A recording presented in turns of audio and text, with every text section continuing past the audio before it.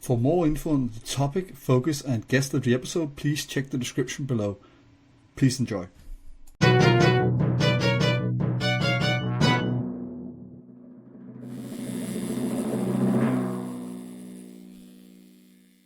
Hello, everybody, and welcome back to the Inky Thoughts podcast. I am so excited today because I finally get to continue talking to a specific set of people I've been wanting to get more into it with for over a year now. Finally, have another medical professional other than the good Dr. John Brosious from the first year and Matt Davis, who's been on here a couple of times. This time, I'm joined by a Canadian, heavily tattooed, to say the least, very visibly tattooed nurse. And we'll get more into specifically what type of nurse or anything like that when we get into it. But he's also a staunch defender of diversity and wants to beat back against some of the stereotypes out there, facing especially people in the medical field who wants to be visibly tattooed or indeed look different in other ways. But let's focus on the tattoos for today. But before I ramble on too far, Jesse, would you please introduce yourself? Hey, yeah, my name is Jesse. I've been working as a registered nurse for about 15 years now. Over those 15 years, I've grown to collect quite a number of tattoos. It started off being covered up, chest, upper arms, and over the years, I've developed tattoos on my neck, my hands. It's become very visible and very much part of my persona when I'm on the unit, when I'm working. And I've noticed how my visible appearance, how being a more, as you put it, diverse nurse, has given me some unique opportunities in my profession. Uh, I'm also a huge advocate of mental health. I've written a book called Buddhist Path: How to Overcome Depression and Achieve Supreme Happiness. And my goal is to use the lessons that I've learned through both Buddhism and through my career and through life to help as many people as possible. I mean, to say the least, an admirable goal, and and already you're working in a very admirable profession. It's like you're trying to score as many good moral points as possible, to be honest. But yeah, working on it. We're tallying them up. Yeah. I mean, it's incredible to hear, to be honest. And I will ask the one question now that I can't help but ask most times. And the only one I ever can remember from my list I always sent out beforehand, a bit of behind the scenes there for any of the audience members. But how did you get into tattoos at first? I've always been very interested in personal expression and again, diversity. I started out at a young age, kind of experimenting with hair dye and piercings. And it's worth mentioning that I live in a pretty conservative area. Oh, So growing up with these kind of interests with, kind of like an alternative fashion, hair dye, tattooings, got picked on quite a bit.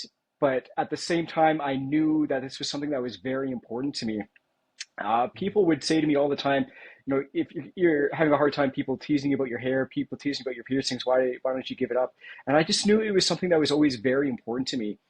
And still to this date, I couldn't really pinpoint exactly why I feel this need to be able to express myself through my personal experience. But I do find that the more tattoos I get, the more I learn to appreciate them. The more it becomes beyond personal expression and more of a way to relate to other people and to kind of tell my own story for other people, so that they can hopefully find the same kind of acceptance for themselves and acceptance for their own appearance and their own personal values. I mean, that's beautiful to hear, to be honest. And it to me, I immediately started thinking about, and some people will be tired of me mentioning this guy, but he wrote an amazing research article on tattoos and identity back in 1999. But his idea, Paul Sweetman's idea of anchoring the self, and that's sort of in a way what you're doing. That might be why you feel this way, feel more confident or more reassured in yourself, and feel more comfortable in your own skin because you are every tattoo sort of goes bit of the way towards you uniting your outside embodiment of yourself with how you see yourself inside yourself. It sort of Yeah, unites the mental image we have of ourselves with the physical appearance others also get to see. Yeah, exactly. Um, I feel too, as I'm getting more tattoos, the tattoos that I previously had that I felt, oh, I don't really think these have much of a meaning. I just got it because I just liked it. They sort of take on a new meaning later in life. Like Mm. I find, oh, I got this, this particular tattoo just because I thought it was a cool design. And then, years later, I'll realize, oh, All been I was there. kind of in this headspace. Yeah, yeah, exactly. So, a tattoo that I got when I was, kind of in a more depressed state of mind. I'll get a certain Mm. tattoo, like I have a razor blade in my wrist, which Yeah. I was feeling quite low at the time that I got that. And years later, you can reflect on that and say, this is what I've overcome. This is what I've Yeah. been through. So it's a good reminder of that. And I think other people can see that as well. I've had other people mention to me uh, that they can tell that I've come from like a background of pain or struggling. And it's inspiring to them that I've been able to overcome that. So yeah, that's a big part of it as me as well. Just kind of being able to not only just tell my story, but be able to Yeah. display myself in a way that people are able to interpret that for themselves. And I think it just kind of hits a little bit closer to home for them when they're able to not only Mm. hear the story, but be able to see it with their eyes, right? But it's also, I think, in a way that for those that have the empathy to sort of get that way of expressing yourself, even if are not doing it themselves, I think they get the commitment to the self you show through it as well. I think they see that you are passionate about who you are and also open to who they might be in that sense. Because often the two feed into each other. Somebody that is heavily covered in tattoos, as you and I know very well, Right. often Yeah. is also more likely to accept other people that might look different or not have the same cookie cutter, identity that a lot of people seek comfort in the mainstream and stuff like that. Yeah. So I think that I mean that's a point that was also pointed out by, for example, John Brosious and others, that accept that it does comfort people in a way as well to know that you are definitely not judging them because you know what judgment feels like in a sense. You know what? That's interesting you bring that up because I've been told that I've lost count of how many times I've been told that. Like I said, I've been working in this profession for about 15 years. Dozens of times I've been told that my tattoos make people feel safe because, like you said, I'm coming from a place of non-judgment. Whereas someone who's more clear cut, clean cut, if they're wearing like a white lab coat, they might someone who's coming from a place of struggle, they might feel that that person is looking down on them or judging them. And I've been told that again dozens of times that my tattoos make them feel more comfortable. And I have been told that as well. People have mentioned to me, I don't think that you judge people. And to be honest, that's not a revelation that I made myself. But after that Mm. was told to me, you don't judge people. I kind of thought on it. I said, you know what, you're right. I coming from a background of struggle myself, I know that everyone's kind of has their own story. Everybody has struggles that they've overcome. Everyone's just kind of trying to do the best at the time with what they have. You know what I mean? The decisions that people make, they might not seem like wise decisions from an outside perspective, but when you're in that moment, everyone's just trying to do what they think is best for them at the time, right? Absolutely. And having that kind of outlook on life, that these people that come to the hospital, maybe they have addictions issues, maybe they have social issues. We've all got problems, right? And to be able to know that these problems, they're not, it's not to say you're struggling because you made bad decisions. It's more like you're struggling because these are the choices that you were presented with, and this is the way it turned out. Yeah, So I mean, often when people haven't wanted to be put in a situation where they need to make one of two shitty choices, but that happens to people sometimes, that's what life, that's the cards life deal you sometimes, to put it metaphorically. precisely, yeah. And when you're in that situation, you're just trying to do what you think is going to be lead to the best possible outcome at that particular moment. And of course, hindsight's 2020. We've all got regrets, right? But yeah, to be able to have that outlook and be not only to have that outlook, but to be able to portray, to let people know that you have that outlook, it's a tremendous benefit Absolutely. in the healthcare, yeah, and in life, really, not just in my profession, but in life, absolutely, yeah, But it's also, especially with people that don't, fit the norm themselves, they can often feel judged too when they want to seek medical attention. I mean, I've not met a culture where that isn't the case. That somebody they might just be an emo kid, to be honest, and they yeah, come yeah, in and they totally, have yeah, all, they're in the scene face with the big hair and everything like that, and they can feel judged for just being that, going yeah, into a yeah. doctor's office or hospital or anything like that. So it's comforting to them seeing a professional like you, not even that you share the same aesthetic, but that you are also committing to being yourself rather than just fitting into the mold. Yeah, And absolutely, absolutely. being visibly tattooed the way you are, at least in my opinion as a sociologist, very clearly communicates that to Yes. people. Yeah. Yeah. Yeah. Yeah, It's interesting too. I work as a registered nurse, but I've also been a patient. I've had to go yeah. to the emergency room a couple times, various injuries, I mean, it'd and I be weird if have, you hadn't. yeah, exactly.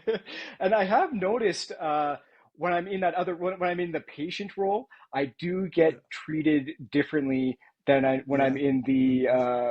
when I'm in the caregiver role. So to be able to view it from the patient perspective as well has been enormously beneficial to my career as Absolutely. well. Yeah. So I'll have a patient who they might have a lot of tattoos or they might have they're just different in some way, right? They might have a different Yeah, yeah. gender identity or a different lifestyle of some kind, and being in that position myself, being the patient that looks a little bit different or lives a little bit differently, I know the way that healthcare workers view them. For example, I had an injury in my hip and no one could diagnose it. My hip was just killing me. They did MRIs, they did X-rays, they gave me injections, and nothing was working. And I was very careful to make sure that I did not take any pain medication at all during the time, because I just knew from my own working in healthcare that Yeah. people will view someone like you or me that has a lot of tattoos, and they might Oh say, oh, yeah. this person's just looking, they just want, they just want drugs, they just want morphine or something like that. That is nuts, man. So That is true. That is very true, to be honest. There's also yeah, another ironic thing with pain, because I had to get some blood tests done a year or two ago, and yeah, immediately they'll say one of two cliches that you've probably heard yourself as well, which is like, "Oh, you can't be scared of needles." Well, I always explain to them, honestly, when that tattoo machine is going, you don't A, see it, B, it yeah. feels more like being cut than Right, being yeah, yeah, poked. yeah, yeah. Two, I don't mind the pain there, but I don't. I'm not immune to it. But that's the other one that they Exactly. give you often. It's like, oh, you must be okay with pain. I'm like, yeah, but that doesn't mean I don't feel it. No, absolutely. And it's one thing too, when you're getting a tattoo, you're consenting to that as well, right? Like you Yeah, that, yeah. Another thing that I've heard as a patient, not as a nurse, there is kind of a stereotype that this was years ago. I'm a little bit older now, but when I was a younger man, uh, when you're getting the injection in the hospital, it's stereotypically young men that have a lower pain tolerance, which is kind oh of yeah, interesting. Yeah.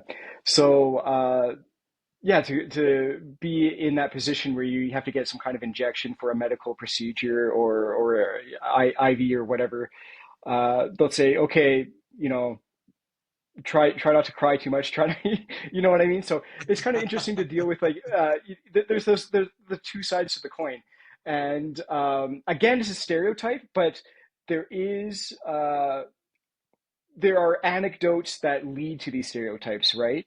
Like Mm. they're based on some kind of. So I have had patients in the past that do have a lot of tattoos, and uh, they have a lower pain tolerance. But like you said, it's comparing apples to oranges, right? Yeah, Yeah, no, absolutely, absolutely. It's not at all the same. It's not even the same kind of pain. Like I've yet to experience anything in a medical procedure that's been the same kind of pain as getting tattooed on the ribs, for example. Right.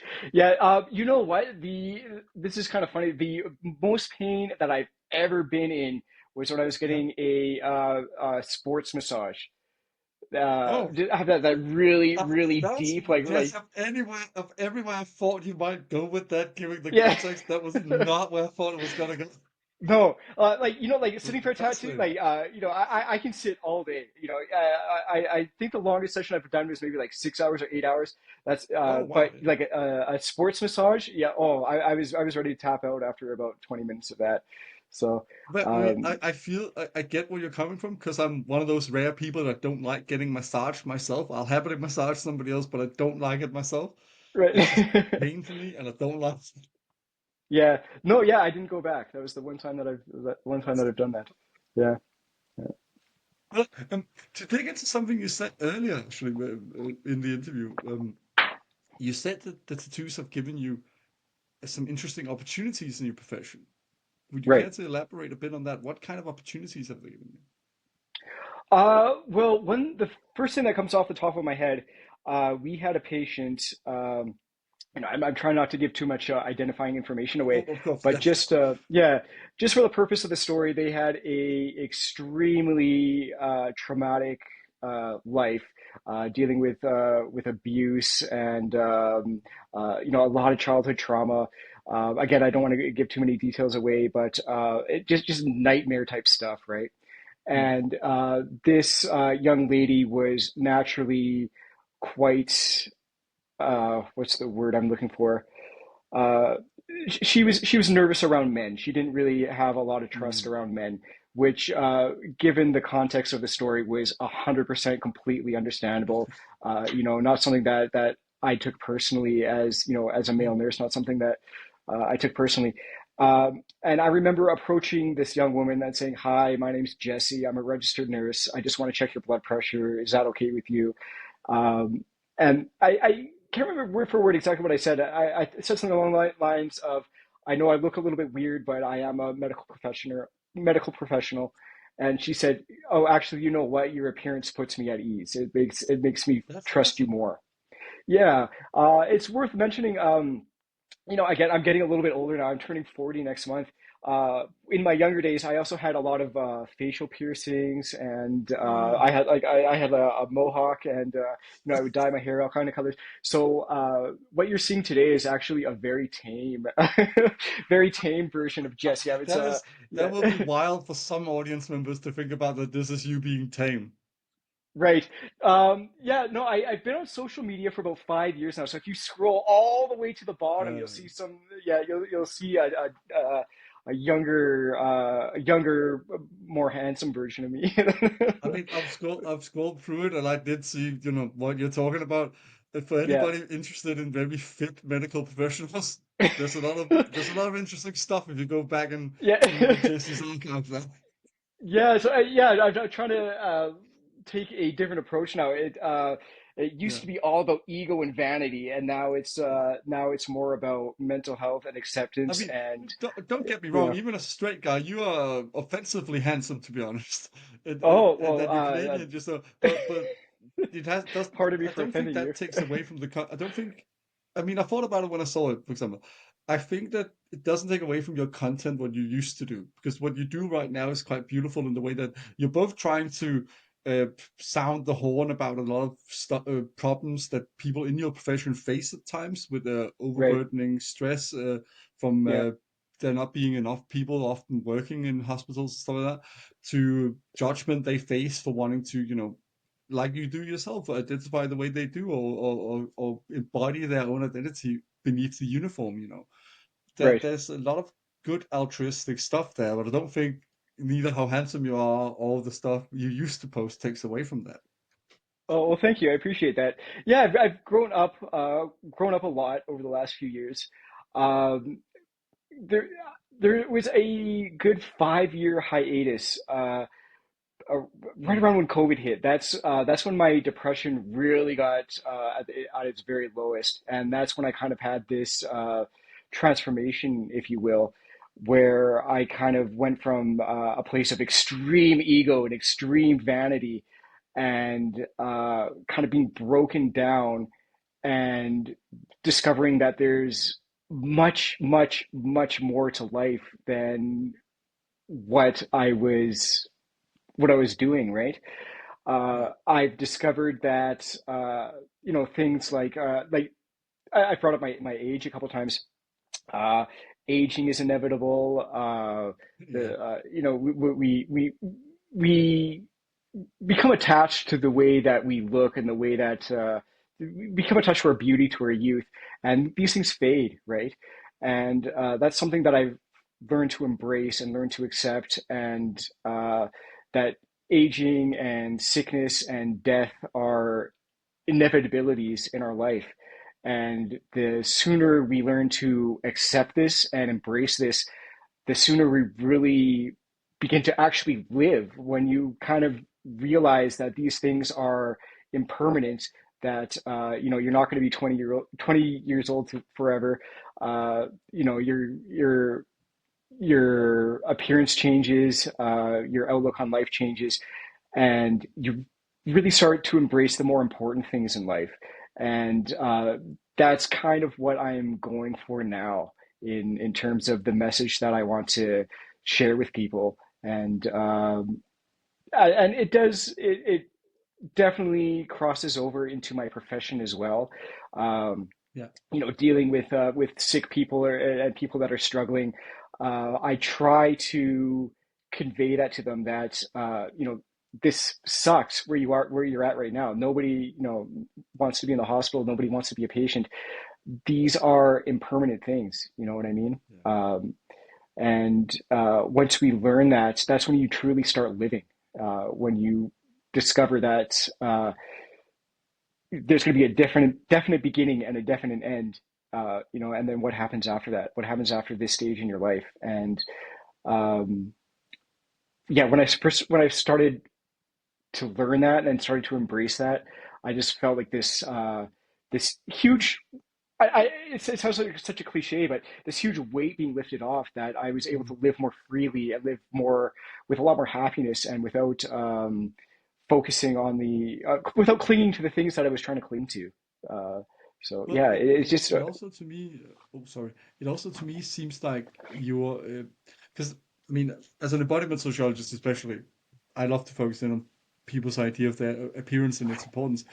I would argue that it seems more like the way you view your appearance changed rather than how important it is. Because I would say it might be even more important now.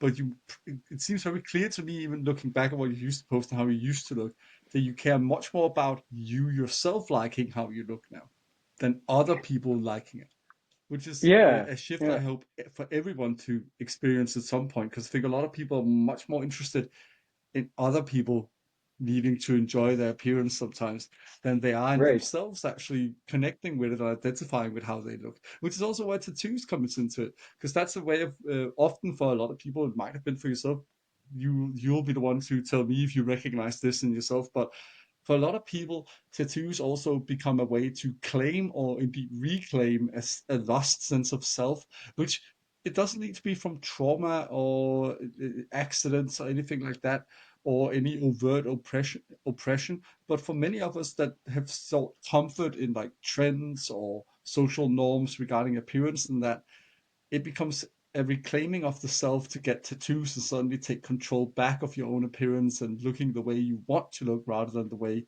others might think you should look. Yeah, 100%. Actually, I've said that about myself many times. Actually, years and years and years ago, I was in a relationship that I wasn't very happy in. It was a very controlling relationship. I didn't really feel like I had a lot of autonomy in that relationship. And when that finally ended, that's when I started to get a lot more of the visible tattoos. I had mentioned earlier when I started, I was getting tattoos on the upper arms and the chest, areas that are very easy to cover up. And once I kind of reclaimed myself, as I think you put it, that's when I started getting, the hands and the neck and the Yeah. forearms and a lot more visible tattoos. And that was something that occurred to me even back then, even before I kind of discovered my own spirituality and kind of learned more about what I was doing in life. That is something that I was quite aware of. It was a way for me to reclaim myself, reclaim control over my own body, and basically just be who I want to be, right? So, Absolutely. yeah. Which Yeah. also, I mean, that's a brings me to another thing we talked a little bit about before the interview, but also perhaps I've touched upon it slightly already. But the idea of this social constructed picture of professionalism and how a professional looks, for example, in the medical field, which you and others we've mentioned in this interview push back against purely by being yourself. But an important part of this as well, which is also what I wrote about in my Inked article that some may have read, uh, the thing, fact of the matter is when people feel they can be themselves, Hmm. they often perform way better in whatever profession it is they are doing. So Oh, absolutely. being Yeah. able to being visibly tattooed will actually help you be a better nurse because that's who you are, and being able to take yourself to work, to put it in a blunt, perhaps a bit blunt way or simple way, that helps people feel happy being at work and feel comfortable being at work and feel comfortable that they're valued for their skills and not for because they can fit into what the uniform should look like, you know. Right. You know what? That's very interesting because I've never considered that before, but you're absolutely right. I do feel that I just feel more comfortable in my own body this Yeah. way, right? Um, when we are allowed to modify our bodies, or whatever word that you want to use to say, when you look the way that you want to look, you just feel more comfortable. You feel a lot more Yeah. natural. So it's going to translate into other parts of your life like that. Absolutely. Yeah. So if you're feeling more comfortable and more confident uh, as a person, you're going to be able to feel more confident and comfortable as a nurse or whatever your profession may be. So yeah, that's not something that I considered before, but absolutely, that's something I No, would definitely agree with. it's also something to easily test in the hypothetical. Like, imagine if you felt judged for how you look at work. Like, Right. it's quite an easy thing to think what might happen then, or how you might feel. Like, if you walk into work and feel like, okay, everybody thinks I'm not good at my job because I look this way, or feel I shouldn't be here because I look this way, then you start feeling unwelcome and you start focusing on that. And some even if they don't feel particularly confident in the situation or feel extra uncomfortable, will even try to hide or avoid colleagues and stuff like that, you know. So it's quite logical to extrapolate from that, that if you feel like you can be yourself, you might both be more sociable at work, be somebody people can rely more on because you don't disappear to try and avoid the negative uh, attitudes of other people, you know. You also feel more accepting, as we already talked about, of other people who are different from Hmm. yourself because you are allowed to be yourself. That often goes Yeah. hand in hand. When people accept you for who you are, you often develop it as a reflex almost within Right. yourself to accept others for who they are, you know. There's Yeah. just there's so many benefits to doing this, especially in something as sociable as the nurse profession or any other people Right. working in medicine, because you actively deal with people in their most vulnerable moments. Yeah. 100%. 100%. And to add on what you were saying, I feel like the first thing that people really notice about, or at least the first thing that I notice, I can't, I don't know if everyone else can relate to this. The first thing that I notice about somebody is just their facial expression. If they Yeah. look like they're happy, for example, you Mads, you're always smiling. You always seem like you seem like you're in a good mood all the time, and that sends off really good energy, really good vibes, right? Whereas I used to struggle with depression, and I would come into work and I'd just be like, just like really grumpy and frowning, and it's off-putting to people, right? Yeah. So when you have that positive appearance, when you're feeling comfortable in your own skin, when you're feeling good about yourself, you're coming to work and you're smiling and you're happy, it inspires people. You know what I mean? Yeah. Um, and people are attracted to that kind of energy too. Oh, Uh, when you have someone that's, if they're in a really bad mood, they're just really pissed off all the time, they're really grumpy all the time, which I was. That was me 5, 6 years ago. People don't want anything to do with you, right? Like they'll avoid you. They just don't want I mean, that of kind of course, energy we all around them. have bad days or bad moods, or and Oh, we of always. course, yeah, absolutely, But I get what you mean. Like when you yeah. don't constantly walk around being pissed at the world, it does open up a lot more interaction with others and can often inspire others. You know. Right. Yeah. So it was maybe 5 years ago. It was right around, it was during the thick of COVID. My depression was at its lowest, and my career was kind of hanging on by a thread, or at least it felt like Oof. it was. I I mean, was talk just about the so perfect miserable. storm, and at that point, it's well in the world. Yeah, exactly. Yeah. And it was around this time that I discovered Buddhism. And the the first teaching that the Buddha did was that our life is full of suffering, and the suffering is caused by our clinging and our attachments. Like I was talking about our attachment to our youth, or attachment to things that we want. And the sooner we're able to identify and rid of ourselves of those attachments, uh, that's when we are able to cure our depression. That's when we're able to really start appreciating life. And that resonated with me so heavily. I remember thinking that it was almost written for me specifically. Like it was such a profound moment in my life that it was almost like a light switch for me, right? I was severely depressed, and I gained this wisdom. I learned this Buddhist teaching, and almost overnight, my mood had improved. I had a much more positive outlook on life, and coming into work the next day, it's almost like my career had kind of taken off at that moment, if that makes any sense. You have this different outlook on life, and then all of a sudden, doors start opening up to you. People are more receptive to you. And yeah, it was just uh, that one kind of moment in your life when you kind of realize that when you find like your purpose in life, Mm. it just makes things so much easier. And so I'm quite grateful because I've been working in this profession. I've been a nurse for about 15 years now. And to be honest with you, I haven't really fully embraced it until maybe like 2, 3, 4 years ago.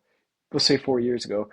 And yeah, just to be able to have uh, that kind of appreciation for yourself and appreciation for others, it makes all the difference in the world. To be able to view humanity in this context, that we're all here to be able to help each other, to build each other up. I truly feel that that's like the meaning of life, is to help each other as a society to rise up. And when you kind of understand that and embrace that, uh, it just makes it that much easier to experience happiness in your life when you're able to realize that you want to be able to help people. You want to be able to help people overcome their own struggles, and to have even just like a little bit of input on that, to have like a little bit of influence on other people. It feels amazing. Like I really do feel like that's my purpose in life, and the purpose of life in general is to, I mean, like I said, just to, yeah, even from a perspective of where I'm sitting as an atheist and stuff like that. I mean, talking about a guy, one of my favorite French existentialists, Jean-Paul Sartre. Even if we ignore the spiritual side of it, I mean, right. I'm not telling you to. I'm just trying to No, no, extrapolate. yeah, I Um, understand. Yeah, you've also created your own meaning in a sense here because you found your purpose, as you said, and through that you found your own new lens of viewing the world and your own yeah, new lens of viewing yourself, which brings a lot of yeah. fulfillment. Because, as he would say, most people that reach an existential crisis within themselves is because they keep trying to act in a way they expect others to want them to do, or they expect, Okay, yeah, or trying to live up to arbitrary expectations of society, for example. Whereas when you right. try and cross that bridge, to put it in a weird way, I know I'm aware it's getting a bit weird now, but I swear I'll have a good point in a bit. But because it's scary to take responsibility for your own life. It's scary to take Absolutely. responsibility for your own identity because the other thing seems so comfortable because it comes pre-accepted in a sense. When you just Yes. follow the fashions, follow the norms, follow the traditions and all that bullshit. But it's Right. all socially constructed. It's all made up by people that came together and said, okay, so if we all agree on this, we won't hate each other. But the fact of the Right. matter is, we all like each other more when we just let each other be ourselves. So when you find that, when you get over that hump, when you cross that bridge and figure out this is who I want to be, and I'm betting on that, Yes. after that first scary period, there comes a existential epiphany almost in a way. It becomes a Right. matter of, well, I actually am doing this, and it's making me feel like me. And both the things that fuck up is because I chose it, and the things that are great because I made the right choice. It's all on me, and that's a beautiful thing when you get over that first hump of like, oh shit, I have that responsibility, you know. Right. So, I mean, even if it's from another place, I resonate very deeply with what you're saying there. You've through the spiritual ideal of Buddhism, but in a different way as well. It's just a great thing when you find that idea, that anchoring feeling, in a sense, to that word I love to use, of Right. who you are. You sort of locate your core in a sense of who you want to Yeah. be and who you see yourself as. Are you familiar with the concept of spaceship Earth? Have you heard of this I've heard of theory? it. Yeah. So you're already familiar with it. So speak up if I'm misspeaking here. But from what I understand, Buckminster Fuller had this concept of spaceship Earth, in that if you view the Earth as just a massive, Yeah. space station floating around in space, which really, it kind of technically is, right? In a We sense, yeah. all, yeah, yeah, we all have our role to play in order to keep this spaceship functioning. And yeah, when you're able to identify your role on that spaceship and carry out that role, then everything just kind of runs way more smoothly for everybody, and everybody benefits. And so, there's always been tension in the world, always. From the dawn of man, I'm sure there's been conflicts about, maybe not necessarily like on a global level, but on a societal level. There's always been arguments. There's always been conflicts, and when you kind of have this perspective that we all have this role to play in order to keep everything running smoothly, you learn to develop a sense of pity or compassion for the people that aren't able to contribute in that way. So, for example, if you were to come across somebody who disagrees with your lifestyle, or disagrees with the, doesn't like tattoos, doesn't like people with tattoos, uh, you're able to kind of view it from this perspective, in that you don't get angry at this person. You have more pity and compassion for them, because you kind of realize, not that I would ever say this to their face, Oh, obviously, but you just kind of no. have this on your mind, like, oh, it's so, if you were able to just, open your mind a little bit more and understand that we're all just trying to do the best we can to get by here, Yeah. it makes it that much easier to forgive people that you perceive might have wronged you, or if someone has like a different opinion of you, to be able to um, empathize with them a little bit more, Yeah. and realize that maybe I don't necessarily agree with your politics, or your outlook, or your opinions, but you almost have like again, I already used this word, you have like a compassion or a pity for them, that it's almost a shame in that you're not able to see it in a Yeah. more altruistic perspective, right? So No, I it agree makes a very much lot with it that. That makes when you feel yeah, comfortable with yourself, you don't tend to hate others for being different, but you also don't tend to hate people that hate you for being different in the same way. Like exactly, yeah, yeah, I can very much recognize that I often feel sorry for people that would hate me for being tattooed, because it often stems from, well, almost in a sense, a sort of jealousy. Not necessarily of the tattoos, that's just the thing they've noticed about me, but of how I'm being myself, and they probably would like to, but are scared to be themselves.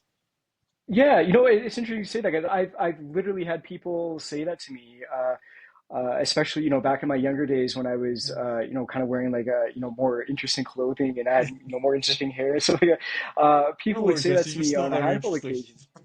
Oh no, thank you.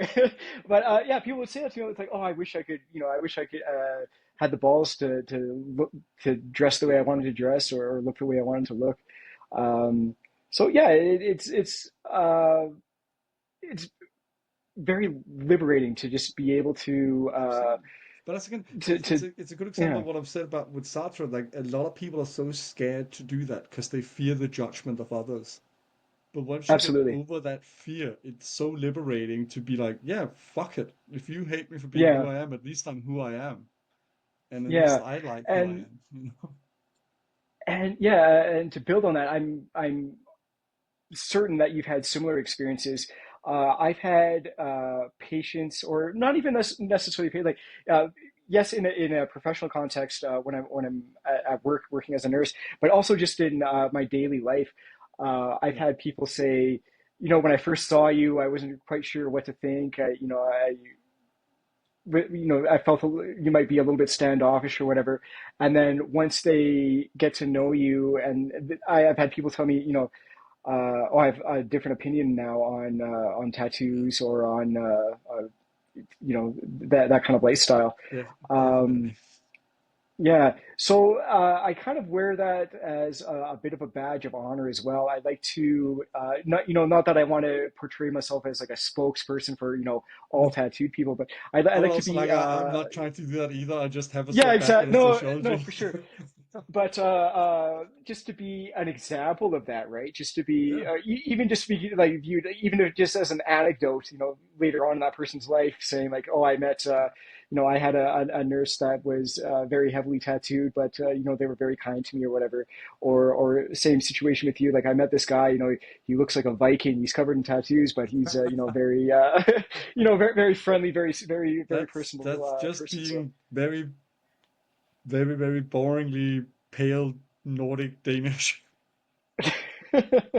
Well, yeah, yeah, you know what I'm getting at though, right? Like No, it's important to break those stereotypes, and if no, you I can get it. break that one stereotype in someone's head, who knows what other stereotypes you're going to break, right? Like maybe they Yeah, had their opinions about other about other cultures or other groups of people, and if you were able to break that one stereotype, absolutely. yeah, who knows As a what sociologist, I other highly impact? agree with that. I can't remember who said Yeah, this once, but that's the thing that a lot of people that hold on to bigotry out of their own idea of safety, the thing they fear is that it's actually more like a dam, and once that dam breaks, they open up to so much more. Because yeah, it's never just the one thing. Once you get open-minded towards somebody with tattoos, you suddenly might be more open-minded towards somebody with a different ethnic background than you or a different right, gender yeah. identity than you. And like, I'm not saying this just happens automatically, but the fact of the matter is that often one bit of breach in that dam leads to another, Right. to use the Yeah. metaphor. And Mm. it's there's an evolutionary aspect of as well that Yeah. we are by nature very hesitant and very suspicious of things that are different to us, right? Which is why I don't know if you're into horror movies, but the villain or the Not in the monsters are least. always very they're all very very scary, very different I do like looking people, monsters right? though, and horror elements, but horror movies, no. No, okay. Well, you can still appreciate what I'm saying. Then you might Absolutely, for absolutely. Freddy Krueger, for example, he's got the burnt face, or like the what's the guy Michael Myers with the motionless mask. It looks different to us, right? And when we see things that are different, our initial instinct is to be protective of ourselves, right? Yes. To be fearful of this thing. So I do believe it takes a more evolved person to kind of break through that Yes. instinct to see this person maybe looks differently, or it doesn't even have to be physical appearance. That they might have a different culture or a different a gender identity, or they might love in a different way that I'm used to or that I was taught was the right way to do it. And so if you're able to inspire people to rise above that, it's uh, kind of going back to that concept of the spaceship Earth, like we are helping to advance society in that way to be able to break through these very primitive, Yeah. instinctual opinions about people that look different than us. So that's something that I don't take lightly. That's something that I'm very aware of when I put on my scrubs and go to work. That I am going to be presenting myself to people that might, if they saw me in a different context, might feel unsure about me, right?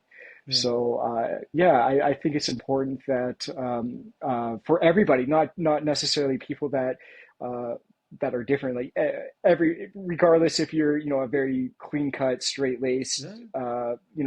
wearing a suit to work every day, or if you're like you and me, and we have a different appearance that other people might not be used to. It's important to be kind to people and to motivate people and to let them know that they're safe around you, right? Yeah. I do feel that that's the way to I'm being very dramatic in saying this, but that's the way to save the world, I think, if we I can mean, get it's just everybody a good to. way of being a person, to be honest. Exactly. Yeah, To be, yeah. If you boil it down in a much more simple yeah, and easily way to digest it, yeah, it's also just a just to good way be. to go about the world, especially when you are part of, if you're a cishet man like we are. Like Yeah, it's a very good idea to go around and ensure that people might feel safer. yeah, It just, yeah, for it sure, just for sure. it just makes everything around you flow a bit smoother. Not, Yeah, I'm not gonna pretend though that I've not enjoyed when people do have prejudice towards people with tattoos. I'll enjoy an extra boss seat, like that nobody sits right. next to me. Yeah, Like I'll reap the fruit of the privileges I get from that when they are dumb enough to still be show prejudice towards me. But I don't right. Yeah, invite prejudice. I don't try to exacerbate it or yeah, fuel prejudice. I think that yeah, you might absolutely. be the same because I mean it happens, and I think we might get a bit more into that now, but it still does happen. Like there's this misconception in the world that a lot of social scientists push back on that like tattoos, like myself, that Hmm. oh everybody dislikes tattoos now. No, the goalpost has been moved. We've come far. Still a lot of lingering stigma in job markets, different culture. It very much depends on where you live. You can be lucky and live somewhere it's really Hmm. progressive, and you might see every other cunt out there has a fucking tattoo. Sorry, that was just. Right. I've lived in Scotland for a while. That word slips out at times. So I do apologize Yeah. to people. Um, but that might give you a different impression. But it does happen, and as I've said at the top of this interview, especially in the medical field, like where Jesse works, it happens a lot more often than people might think still. They're not, I'm not saying at every hospital or everywhere, but there are places where, and you might have been contacted by people in your profession that have struggled with this. John, for example, had by people that wanted to get into medicine, that they might live in a place where the hospitals simply don't accept people that have Right. visible tattoos because you're Yeah. great. You're happy that you have a place like that. Matt Davis, who's been on the podcast, is happy that his hospital. I mean, he runs his wing, so that's a different Oh, story. But okay. you know, Yeah. but he's also happy that he's accepted by his colleagues and subordinates and peers the way he looks. But Yeah. there are you can find instances, especially in the medical field, where they're like, oh, a medical professional can't have tattoos, for example, because they think it might scare patients. Right. I have been. I've heard many people tell me that oh, your appearance might be frightening to elderly people or to people with mental health issues that might not know the situation or not know what's going on, and there have been instances where that's happened. Just a couple weeks ago, actually, I was working with a patient. She had not left the house in many, many, many years. She had very limited social interaction with people. So, to leave the house for the first time in 5 years and then be greeted by a heavily tattooed nurse, I don't think is what she was expecting, right? Like she wasn't that No. when you come to a hospital, you're going to be seen by a nurse. You're not expecting someone that looks like me, or at least this particular patient wasn't expecting someone that looks like me. And I didn't feel that she was frightened of me, but she did seem a little bit unsure of me. I Maybe think her more exact words standoffish, were, possibly. yeah, yeah. She told me she thought I looked more like a biker than a nurse. When I just kind of laughed at that, and But it's this uh, sort of like cultural ignorance that really goes into it, you know. It's not right. actually because I think there's a misunderstanding here for a lot of people, and they're very quick to take offense on other people's behalf when it suits their, agenda in a sense. And it's Hmm. basically ignorance. It's that they don't know better and they've not cared to challenge their narrow worldview. That's where this comes from, Absolutely, because absolutely. shit, man, that you, it's weird to think that old people will be so scared of tattoos for any other reason, because they've lived through Right. horrors, some of them, like truly Yes. horrible Yeah. times, some of the oldest Yeah. among us, and that Yeah. they would then be afraid of people with a bit of pigment under the skin, but that's because of what they've been told we are. Yes. And because Absolutely. nobody's Yeah. told them that, okay, but we're also doctors of various fields. We're also policemen, nurses, fucking firefighters, and all that shit. And like Yeah. I joked with John last spoke with him, uh, actually, a couple of times I've joked this, and I think I would love to get your thoughts on this as well. Hopefully, we'll get a chuckle.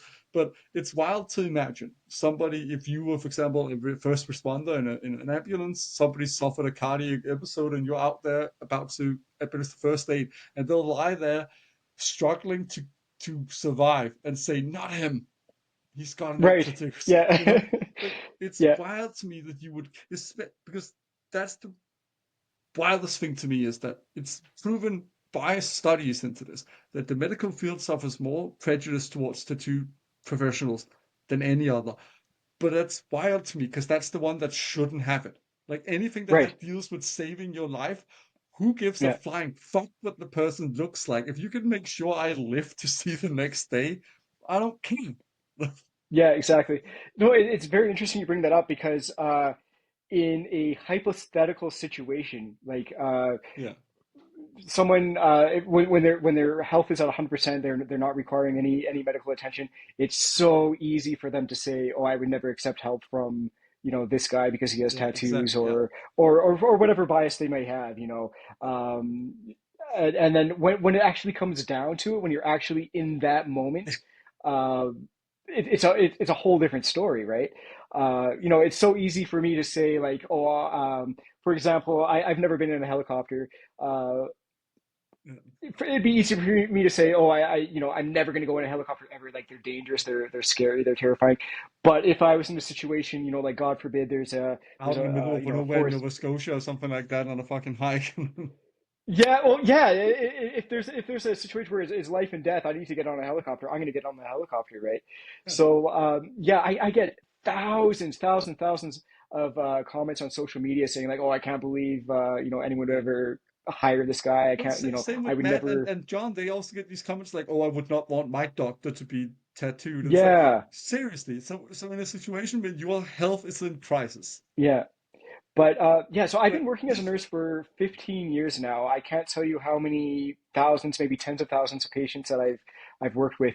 The number of patients that have refused me because of my tattoos is precisely zero, not a single that's one. the thing. Like, So it's so yeah, easy to, like you said there, it's so easy to claim that in the moment because you want to prop up your own yeah, worldview, so to speak.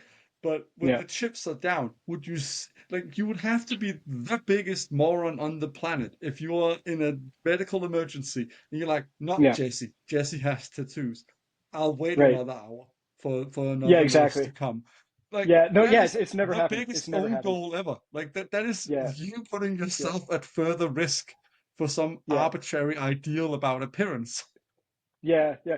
Um, I was mentioning earlier, I did have, it's so sad to have to bring this up again, but I have had patients that they come from a background of, Yeah, abuse abuse. and in those instances, when you're in the hospital, you're in your most vulnerable moment, right? Yeah, And sometimes they'll say, I'll have a female patient who might have a history of sexual abuse or something, and they'll say, "Hey, is it okay if we get?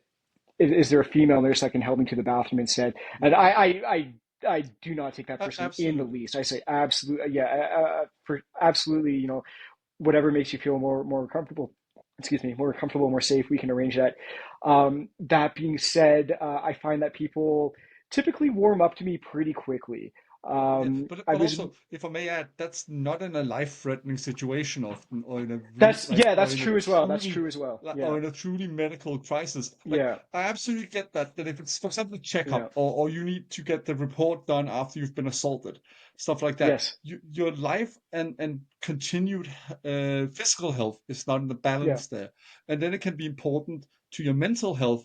For example, for women that have been sexually assaulted and need to go to the hospital in order to have it for the police report as soon as yeah, possible after. I don't know what you call it in Canada, but I think the term is get a kit done, whatever it is called. yeah, yeah, I would absolutely get in that instance because it's more important to focus on the mental health.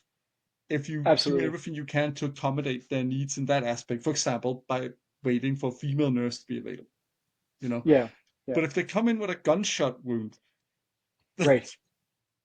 Yeah, yeah, who the fuck yeah, would be like, you know what? Can I get a female nurse that's not? No, nobody's gonna yeah, be like that. And if there's female nurse, if you're that kind of misogynistic asshole that you've been shot and you ask yeah, for a male nurse, then you're fucked in the yeah, head. Like yeah, you're exactly. And absolutely off the reservation with how dumb you are. Then same if and you're crashing with a plane. If you then question the female pilot that is about to save your life by making an emergency landing, you are dumber than bricks. Then. yeah, no, there's definitely yeah, there's some kind of cognitive disconnect there if that's the way that But this is they're like thinking. imagine you were a pilot, and if somebody came up and was like, "I'm gonna get off this plane because that pilot has neck tattoos," like, that's like, Yeah, do you know people? It actually brings me to another important point. People often ignore what you've gone through to be in the profession you are. Like right. they ignore that Yeah, you've also had to go through the training, but you've also done absolutely. this while facing the added prejudice of people losing your appearance. Right. Yeah. Yeah. It's the really interesting thing too is on the flip side of that coin. If it were the other way around, if a nurse were to say, "Oh, I'm going to refuse to treat this patient because they have tattoos," Oh, yeah, there'll be I cannot. uproar. Oh, absolutely. Jesus. It would. It Yeah. hit the Yeah. local There. paper, at least the local paper, if not Absolutely. Yeah. further still. So But it's a yeah. great point So you're making there. Like the other way around there would be a firestorm online yeah. of hate Yeah. towards that practitioner who'd be That like, nurse oh, or I don't that. want to serve the. Yeah. Jesus fuck. Like, at least in that kind of profession. Other times they fucking applaud people for discriminating tattooed people. It's horrible to see. Yeah, yeah, that's true as well. I do feel like, I've mentioned that in my in person, like in my career, I've had precisely zero people Yeah. refuse care because of my appearance. And then, again on social media, I'll get thousands, tens of thousands of comments saying, "Oh, I would never let this guy near me." And when you really kind of analyze that, what it comes down to is Mm. their ego. You know what I mean? It's not so much. I would agree. Yeah, yeah. It's not so much that they're upset about my appearance. It's more they're thinking in their own, what their preferences are, what Yeah. they feel a nurse should look like, or what they feel But any it's a professional way in any also to context. harken Yeah, back to something I said earlier. It's also a way you are confronting them so intimately with their own right. fear of being themselves when you're actively helping them in that sense as well, Yes. while Yeah. also doing Absolutely. that. And it's a, Yeah. for lack of a better term, it sort of adds insult to injury in their head, I think. And then there's the Yeah. whole and then there's the whole social construction of professionalism and how they think a professional should look. But that's all Yeah. very, that's just as easily deconstructed as it's constructed to begin with. Yeah. And I'm sure you've had similar experience in your own life. I find too that when people first see me and then when they first start talking to me, they Yeah. kind of they learn they quickly discover uh, you know perhaps they think that I might be smarter than I look, kind of a Uh, thing. You know what I mean? Like their initial impression of me changes when they hear me speak and when they hear me when they realize that I am knowledgeable. And like you said, I've gone through the training, I've gone through the I've got the experience, I've got the knowledge. Um, and actually, it's really quite interesting. I just thought of this moment. I had a patient who was going through a mental health crisis, And one of the ways he dealt with it, he took a cloth and he put it over his face, like covering his eyes, to kind of block out the world. So I was there. I was talking to him for, oh God, like at least 5 minutes, probably between 5 and 10 minutes, and just trying to calm this guy down, trying to try to just get him through this next 10 minutes in order so he could kind of regain his composure, to so to speak. And then afterwards, he took off the towel that was covering his eyes, and he didn't say anything, but he just kind of looked at me, and you could tell that he's like, oh, I wasn't expecting you to look like this. You know what I mean? Like, yeah. So it's just kind of it was an interesting experience. And nobody said anything. Like he never made any comment. I never made any comment, but you could just kind of feel that Yeah. sort of, yeah, it was really quite an interesting experience. Yeah. Well, I mean, I love that, to be honest. And speaking of loving it, I've been keeping you for an hour now, and it's been absolutely incredible, to be honest. It's been filled. But I always love, I mean, it's been quite lighthearted, actually. We're speaking about some pretty intense stuff as well. But Right. for lack of a better way of saying it, I'd love to round off with something more lighthearted before we reach the end. Sure. So I was thinking, what's the most fun experience you've had being a tattoo nurse, like while working? So what's The been most the fun most experience. fun experience related to the tattoos? Oh boy, that's a good question. There's one particular instance. There was a patient. He was going through alcohol withdrawal, so he was having all kinds of hallucinations, and he was just not in the right mind. Mm, Uh, I was assigned with the task of starting an IV, putting the needle into his hand in order to give this guy some medications. And he was under the delusion that I was a tattoo artist and he was in a tattoo shop, and he was getting a bit upset with me because he's like, "No, I don't want any more tattoos. I don't want any more tattoos." And I kept poking him with the needle. He's like, "Oh," like, he thought that he was getting That is heavily tattooed against his consent. So that yeah, is that was that kind of had is a bit of a brilliant. chuckle Like about that that is after. the best Yeah, hallucination ever. That is like kind of fun thing to do against my life. yeah. That is And he already had that a is couple of tattoos too, so yeah, it was yeah, yeah. it was an interesting situation. That is so Yeah. fucking funny, man. That he's like, no, Yeah. don't fucking tattoos. Yeah, yeah. I wonder what that guy's up to these days. Yeah, yeah. That was a few years Probably ago. not getting any more tattoos. No, I don't think. Yeah, I think he's had enough. Well, Jesse, it's been amazing to have you on. Like, I can't thank you enough for doing this, honestly. It's been an Oh, thank you absolute so joy to have you much. on the podcast. And Oh, it's been my please, honor. please, please, let my audience know, where can they find more Jesse? Where can they learn more about you? I'm most active on Instagram. My handle is Cocheese with three E's in the middle, Cocheeze. And I also have a book available on Amazon. If you search my name, Jesse Barmby, the name of the book is Buddhist Path: How to Overcome Depression and Achieve Supreme Happiness. So those are the two places that you can learn more about me. Fantastic. And to anybody listening in or watching, if you stay around for the outro, you can learn more about the next episode. And else, we'll see you in a couple of weeks. And thank you for enjoying this.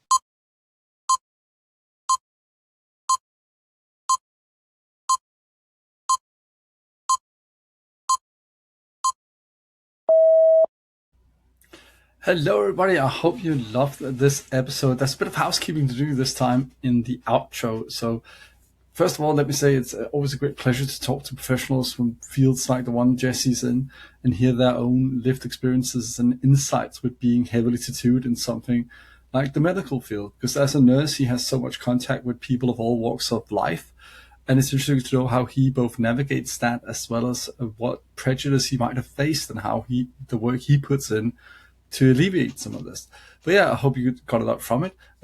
This is one of the 6 last episodes of the podcast this time around. I won't ever say that I would never revive the podcast in the future someday, especially if I can do it even better than I've done it this time around and not just on my own next time, possibly. It would be cool to have a production team. If that would be the dream if I could one day do that, and then I would absolutely revive it.